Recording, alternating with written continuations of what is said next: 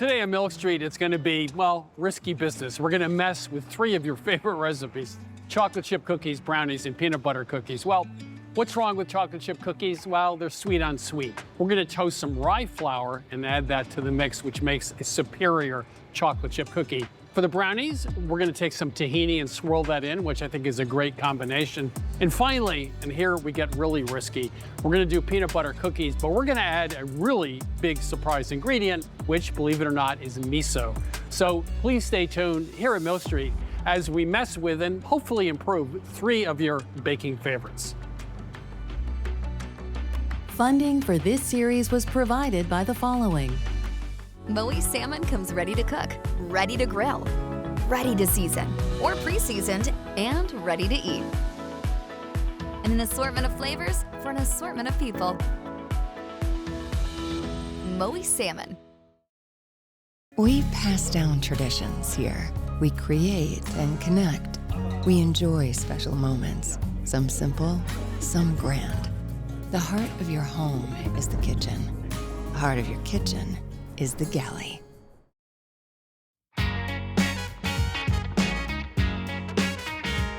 I've been around too long and am experienced enough to know I shouldn't stand here and say, this is the best chocolate chip cookie in the world. Because of all the things you worry about every day, as we all do, everything else going around the world, the thing I'm certain of is you have a very strong opinion about which type of chocolate chip cookie you like.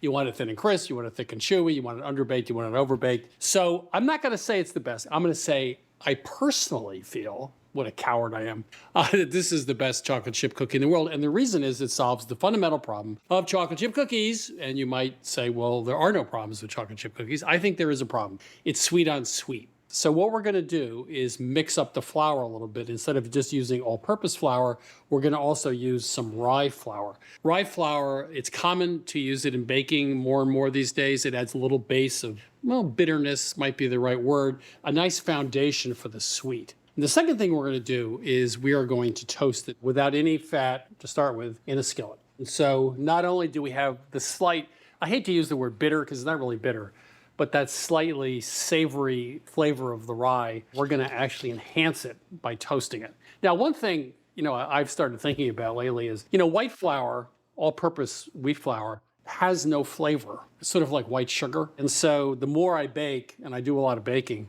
the more I want to use other kinds of flours because they tend to have, almond flour, rye flour, et cetera. They have flavor. And so one way to improve your baking is by using different flours. Now, when you toast it, you really want to get it toasty. It's going to change color. And like with sugar, when it starts to brown or starts to caramelize, it's going to start going fast. So it'll be boring, boring, boring, and all of a sudden it starts to change color, might even smoke a little. And if you're worried about over toasting it, just take it off the heat, and then that'll obviously cool the pan down quickly. Okay, now it's starting, you can see it starting to get a little browner. This is definitely a time where you don't want to take a phone call, step out of the kitchen, put a video on. You can actually start smelling the flour now, which is great. By the way, rye flour, I also use it in pancakes, which is really nice. I use it in pizza dough. Just don't use too much of it, but it really adds flavor. So that looks pretty good. You're getting a little bit of smoke coming up. It's toasted. I'm gonna take it off the heat for a second. Put in the butter. Turn this heat down just a little bit. That's good. We're gonna turn the heat off. Okay. We'll let this sit off heat for about 10 minutes because we don't want to add it to the egg mixture. So we have white flour, half teaspoon of baking soda, because we're gonna put molasses in that. Molasses is acidic, so we need to use baking soda with that. Quarter teaspoon of salt, a couple eggs, molasses, just a little bit, some flavor, vanilla, of course. By the way, in many recipes, they call for vanilla. I often double the amount, and the sugar. Okay, we've let this cool, and now we're going to incorporate the toasted rye and butter into the mix. I've said this a million times, but when you use a whisk, you just want to go back and forth because you want to keep the tines in the mixture at all times. If you go like this and the tines are coming out into the air, you're not actually doing anything. That's a nice batter. Add the flour mixture. I'm going to switch to a spatula now. Want to make sure you get the bottom of the bowl. That's where those little pieces of flour hide. And now we have the chocolate. I always make a little bit more chocolate because I end up eating a lot of it. Pecans, you don't have to use nuts. I know that's anathema to some percentage of the chocolate chip cookie world. Also, you notice we're not using chips. We're chopping up chocolate.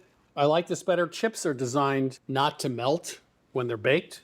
They retain their shape. And I find that just regular chocolate is a little more liquidy and it tastes better than chips. So the best way when you're doing cookies or muffins or whatever, you can buy a whole series of these in different sizes. They often have color-coded handles. You can buy them for like 20 bucks for a whole set. And that's the best way to portion out any kind of a batter. Okay, put that aside, bring out the other one. You know, I've been doing cooking shows for a long time, and this is always the part where you start to get nervous because you want to make sure you have enough dough to fill up the tray. So we'll see how I did. People often ask, do I actually eat the food, you know, that we cook? And the answer is yeah. And I magically left just enough for me to eat before it goes in the oven. Now, the two ways to do this, you can do one tray at a time and then switch it around halfway through baking. This is going to be 12 to 15 minutes or so. Or you can do 2 trays at a time, especially if you have a convection oven. This will be a good time to use it. But we're going to do 2 trays at a time. And halfway through baking, after about 7 minutes or so, we'll switch positions and flip them around. And that should do it because the lower tray doesn't get as much heat as the top tray from the top of the oven. So 12 to 50 minutes, we'll switch around halfway through, let them cool, and also we'll give you a little trick to help you figure out when the cookies are baked.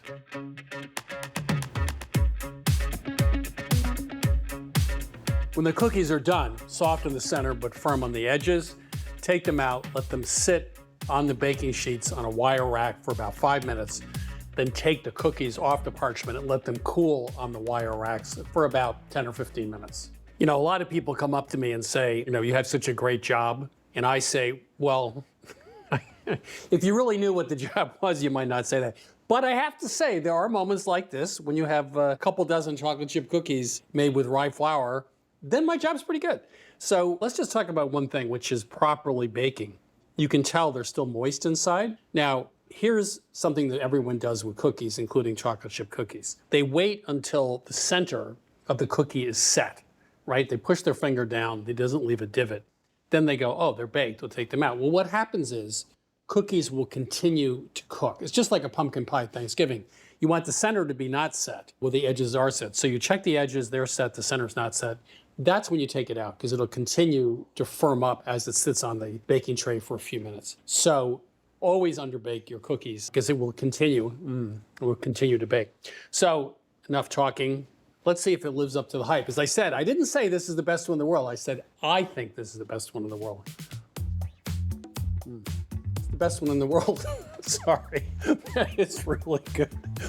You know, you really need that rye flour, that toasted rye flour, to play off the sugar. Otherwise, it's sweet on sweet on sweet. So I think this is the best. And I kind of think if we did a competition, we might win it.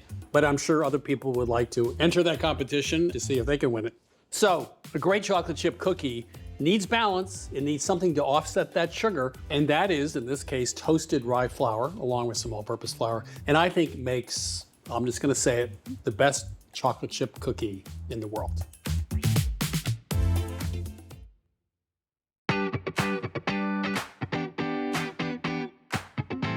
I'm just going to come right out and say it. These peanut butter cookies raise some eyebrows, but stick with us for a few minutes because these peanut butter miso cookies really are so worth it. The idea for these came from a baker named Casey Wall. He lives in Australia, though he's not Australian, but he opened a bakery there. And he knew that Australians were not all that hot on peanut butter, but that they practically live on this fermented yeast product called Vegemite. Now, he switched that idea very cleverly to incorporate the fermented soybean product of miso. We made a few adaptations to the recipe ourselves to go with American ingredients. Now, peanut butter cookies are really kind of considered a great American classic, so why mess with that? Well, at Milk Street, it's what we do, but only when there's a compelling reason to do so. And we found that the combination of peanut butter and miso was just phenomenal. So we'll start with the traditional creaming of the butter and the sugar. We have a stick of regular salted butter, Now, when it comes to the sugar, there's a lot of options. The Australian sugar is actually very different. It has a coarser texture. So we tried out all granulated sugar, cookies went flat. We tried out all brown sugar, not great either. But what we really decided on was the combination of light brown sugar and granulated sugar consistently gave us that chewy center that we were really wanting. So we'll add both sugars to the butter, and we'll let this cream for a few minutes on a medium-high speed. Now, the creaming process not only blends the sugar and the butter together, but once the sugar is incorporated into the butter, it begins to aerate. Having the air in the butter and sugar is what gives the cookie its loft. Okay, we're halfway through the creaming here. This is just the butter and sugar so far. Now we'll add the peanut butter, the miso, and a little bit of oil. For peanut butter, we're using good old regular peanut butter, but chunky style, because we wanted as little bits of texture that the peanuts bring. Now, resist the urge to use the fabulous all-natural peanut butter, because that oil separating at the top will really mess with the texture of these. You want a fully homogenized basic peanut butter. And we are using white miso instead of red or brown, but you can use any type of miso for these. You're just going to have a stronger flavor of miso if you use the red miso or a brown rice miso. But white miso is just slightly sweeter than red, and it complemented the peanut butter really nicely. And now we added just a little bit of oil. Now, the baker in Australia used peanut oil, which of course makes sense. It's a peanut butter cookie. But we loved the flavor of sesame oil, so we made that choice. Now, you don't see sesame oil that often in sweet things, but it goes really nice with the miso, and it turns out great with peanut butter too. All right, now we'll put this back on medium-high and give it another 2 or 3 minutes to finish creaming. Okay, this is beautiful. Light and fluffy, you can see the color changes. The more air that's incorporated, the lighter the color becomes. Now we have our dry ingredients. Standard all-purpose flour, a little baking soda, and a little baking powder. Now, there's no salt in here, right? Not only is our butter salted, but miso itself has a very salty underlying quality to it. So our dry ingredients are mixed and ready to go. We'll set those aside for just another minute. We'll add the egg and vanilla to our batter. Now these just get mixed in just until combined. We'll add the flour gradually. Okay, that's it. Dough's done. As you can see, I mean, it's just a few subtle changes of ingredients, right? And you have a whole different animal of a cookie. All right, we'll scrape this down and we will let this refrigerate for about 2 hours up to 24 hours. Now, the dough is nice and stiff. You could certainly scoop it out and bake it now. However, there's a benefit to letting this sit in the fridge for a little while. Just making sure this is fully combined, that there are no dry, floury areas, fine. So I'm scraping it down, cover it with plastic, and then we're just going to press the plastic right onto the surface of the dough. That will just make sure it doesn't form a skin. Into the fridge it goes. The dough is in the fridge about 2 hours, nice and chilled, nice and hydrated. We're going to divide it into 18 portions. I'm just going to use a scoop. You don't have to be exact right now. You can always adjust the quantity later if one ball is bigger than the other. You know, when I was in grade school, I met my ideal peanut butter cookie. One Tuesday out of every month, they would make these gigantic peanut butter cookies. I lived for that Tuesday practically. It had a crispy edge, a dense, thick, chewy center. It was the size of my palm, and I spent a lot of time trying to replicate that cookie and come up with a recipe that was reliably the same thing. It's very hard to do, and I often didn't hit the mark, but these cookies, the texture of these cookies remind me of that childhood cookie I had, and they're unbelievable. Sorry, good. I'm just going to take a little bit from a few of these. This is how you do it. This is the pro way of redistributing your cookie dough. Now we'll just round them off into balls. This dough is so nice and pliable. You can see it's not even sticking at all. We have our 18 balls of cookie dough. Now, this is optional, of course. We're going to dip the tops in turbinado sugar. Turbinado is a very coarse textured cane sugar. It does give a little bit of crunch to the top of the cookie and kind of a sparkly texture. It's really nice. So we're just going to do the top of the cookie. You don't need to do the whole thing. Okay. Our oven is preheated to 350 degrees. Now we bake one sheet at a time to ensure that the tops and the bottoms get evenly cooked just the way we want them. Okay, 10 minutes. Oh yeah. Okay, now these cookies are at their most delicate right now. They're puffed up, but they're still mostly raw in the middle. So it's the perfect time to deflate them a little bit. There you go. You can see them start to go. They'll finish deflating in the oven. These get another 5 to 7 minutes. The edges get lightly brown and crisp. The centers will still be really soft when they come out of the oven, but as they cool, they'll firm up just enough to give you that chewy center that we love. Okay, we are in the home stretch. These are done. Put them on a wire rack in the sheet tray and let them sit for about 10 minutes, and that way they gently finish baking. I mean, the crackle on these is just fabulous. They have the beautiful look. They're a little misshapen, and that's perfect for these cookies. So we'll give these 10 minutes on the sheet tray, then we take them off the tray, put them on the wire rack, and let them cool completely. You can certainly eat these cookies while they're warm, and the temptation is huge, but you won't get the full effect of that chewiness until they've cooled almost to lukewarm. So we wait. Okay, they're cool enough. We're going for it. These are fabulous. Just put them on our tray here. I mean, there's what you want to see, a beautiful crackle top. You see how level they are? That's from that banging down. And when you break it open, oh, see? Easy, breaks open. But the edges are crispy. The inside, perfectly chewy. That miso is just really a delicate underlying background flavor. You get the peanut butter first, then you get something kind of complex and salty, savory, and then you get that little edge of sesame oil in there. It's like, that's familiar, what is it? These are, for me, with my lifelong obsession with the texture of a peanut butter cookie, the ideal texture. And they make extraordinary for the summer ice cream sandwich cookies. So, this is Milk Street's Peanut Butter Miso Cookie. Expand your mind, accept the possibilities, and you will be rewarded.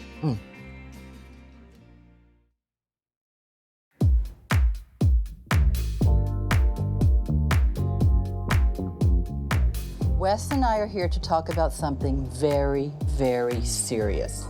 Why do cookies spread? When you don't want them to. We are going to give you some examples of reasons cookies might spread and ways to prevent that if you don't want them to spread. We're starting with our recipe for a molasses cookie. So if you want a cookie not to spread, one of the primary things you can do is chill the dough before you bake it. Just like the peanut butter miso cookie we just made, chilling the dough gives the flour a chance to fully hydrate, which means it simply absorbs the moisture that's already in the dough. We chilled for 30 minutes, and then we chilled for 2 hours. And you can see there's a huge difference between the rise and the spread within these cookies. Yeah. If you look at these, you can see they're higher in texture. I'm gonna look at the inside, and you're gonna see a little bit of a difference in the crumb. This is the 30 minutes. Love this. It's cakey, but it's still got a little bit of a bounce to it, which I love. Chew, yeah. The 2-hour chill is still firmer, but still delicious. The takeaway here is, I mean, really, there's no wrong way to make a cookie. But if you want to prevent your cookies from spreading so much, chilling the dough is one great way to help with that. And we even have another way, don't we? Yes, in the type of fat that you use and how you work with it when the cookie is constructed. We did a little experiment here with melted butter, as this cookie was written, creamed butter, and cream shortening. And they are vastly, vastly different. Yeah. The textures are completely different with the creamed butter and the shortening cookies.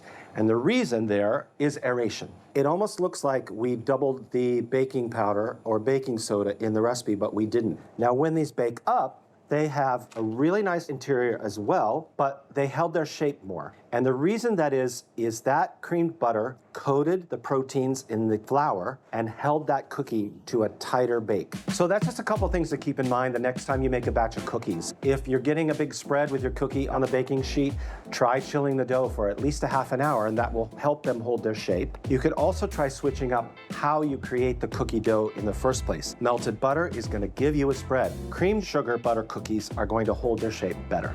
Cookie mystery solved.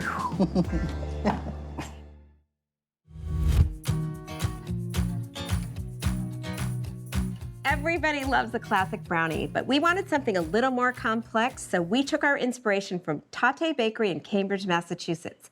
They make a halva brownie that has chunks of halva in it, which is a Middle Eastern candy that is made with tahini and sesame paste. So we loved that rich flavor with chocolate, and so we decided to come up with a brownie that melds those two delicious ingredients. So first things first, you want to take an 8x8 baking pan, and I have 2 sheets of foil, 14 by 7 inches. I'm going to put them perpendicular so they're hanging over the pan. This is going to help us get them out without cutting through your pan, which I hate to do.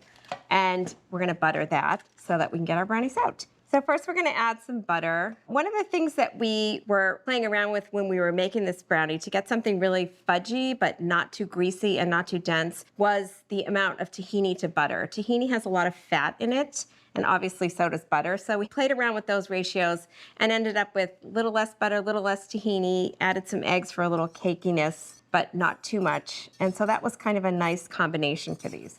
The first thing we're gonna start with is melting our butter.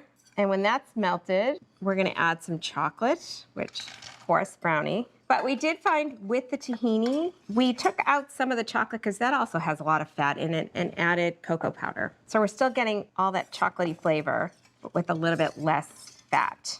So I'm just gonna melt this so it's nice and creamy, whisk it together and put it aside. I'm gonna whisk together some eggs, sugar, a little bit of salt. Always add salt to a dessert. Kind of heightens the sugar. I know that sounds strange, but it definitely does. And a little bit of vanilla. So we want to whisk this for about a minute until it gets a little bit lighter and a little bit thicker.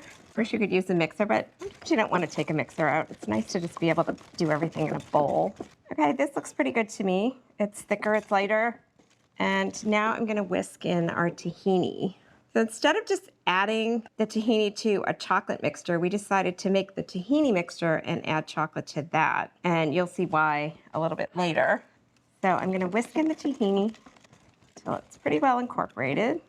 And now I'm gonna add our flour and just fold that in just until it's combined. So before I add the chocolate, I'm actually gonna take out a 1/2 cup of this mixture, and I'll show you why a little bit later. So this is a 1/2 cup scoop. And I'm gonna put that aside. And then I'm gonna add the chocolate. Okay, so again, we're just gonna fold this in until it's incorporated, as you would with any brownie batter. And once I've got it all combined, I'm gonna pour it into our pan. You can really smell everything, the chocolate, the tahini. All right, so I'm gonna spread this in an even layer, and then I'm gonna go back to this tahini batter that we reserved. And I'm gonna dollop this on the top of the batter so that we can make a really pretty design. That's also gonna kind of help highlight the tahini flavor. It also makes it look pretty fancy with not a lot of effort. I love a dessert where people will be wowed, but you haven't done anything really extravagant. I like to do 9 kind of evenly spaced blobs. That looks pretty good. And then I'm just gonna take the tip of a knife and kind of marble it through. This is one of those things where I'll just keep going, but you don't want to do that because then you'll lose the nice pattern. It looks pretty, doesn't it? So we're gonna put it in a 350-degree oven on the middle rack for 28 to 32 minutes. You really wanna make sure these are cooked all the way through, or the center can be kind of wet. So you're looking for the edges to kind of rise up, the center to be firm, but it might look a little bit wetter than the sides, but you wanna make sure it's cooked all the way through.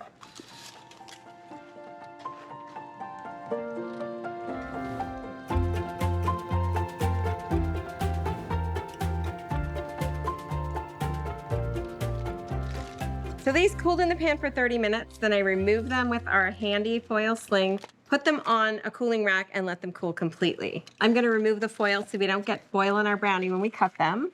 So it should peel right off because we buttered the foil. So this makes 16 brownies. The way I like to do it is I'm gonna cut them in half, cut each half in half, and then I'm gonna do the same thing horizontally. The longer you wait for these to cool, the easier they will be to cut. I know it's hard to wait, but try. That should give you 16 fairly even brownies. I'm not always perfect with the cutting, but people will eat them anyway, even if they're not perfectly cut. I will say that. So here are our tahini brownies. Having that swirl on top really does give you that extra tahini flavor, and they look really pretty. So if you bring these as a treat somewhere, I think people will be really impressed. Or you can just serve them to your family, but they're delicious. They're kind of complex and a little bit nutty with the tahini and some really nice chocolate because we have cocoa and we have chocolate in these. You can get this recipe and all the recipes from this season at milkstreettv.com.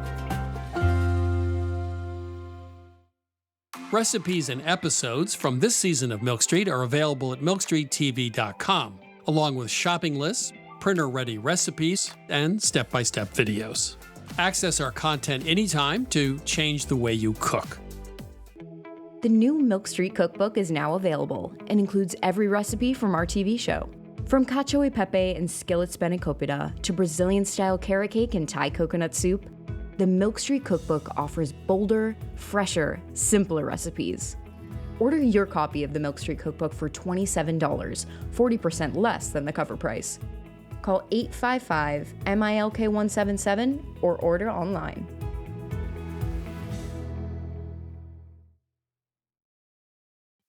Funding for this series was provided by the following. Moe salmon comes ready to cook, ready to grill, ready to season, or pre-seasoned, and ready to eat. And an assortment of flavors for an assortment of people. Moe salmon. We pass down traditions here. We create and connect. We enjoy special moments, some simple, some grand. The heart of your home is the kitchen. The heart of your kitchen is the galley.